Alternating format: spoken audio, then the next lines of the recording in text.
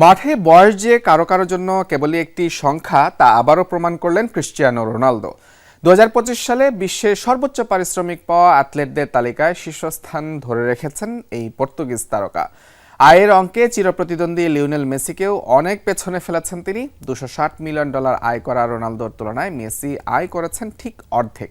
সেরা দলে আর কোন কোন ফুটবলার আছেন জানবো ডেস্ক রিপোর্টে। বয়সটা কেবল ক্যালেন্ডারের পাতা, সামর্থ্যটা আকাশের উচ্চতায়। 2026-এর শুরুতেই ক্রীড়া বিশ্বের আর্থিক হালচাল প্রকাশ করেছে বিশ্বখ্যাত স্পোর্টস বিজনেস সাইট স্পোর্তিকো। তালিকায় উঠে এসেছে 8টি ভিন্ন খেলার 100 জন তারকার আয়ের উপাখ্যান।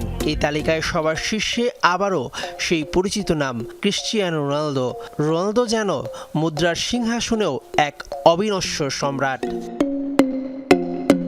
CR7-এর এই আয়ের সিংহভাগ মাঠের সবুজ ঘাসে ঘাম ঝরিয়ে ক্লাব আল নাসর থেকে বেতন বাবদ $200 মিলিয়ন থেকে, আর মাঠের বাইরের বিজ্ঞাপন থেকে আরও $60 মিলিয়ন যোগ হয়েছে তার ব্যাংক ব্যালেন্সে।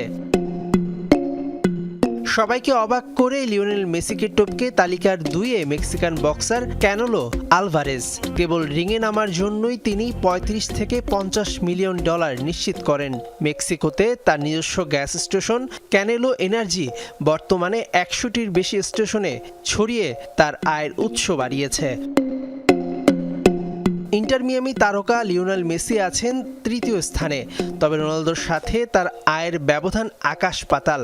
$130 মিলিয়ন আয় করা মেসি রোনালদোর তুলনায় ঠিক অর্ধেক আয় করেছেন।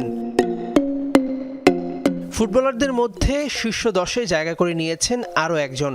$115 মিলিয়ন আয় করে করিম বেনজেমা আছেন তালিকার 7 নম্বরে।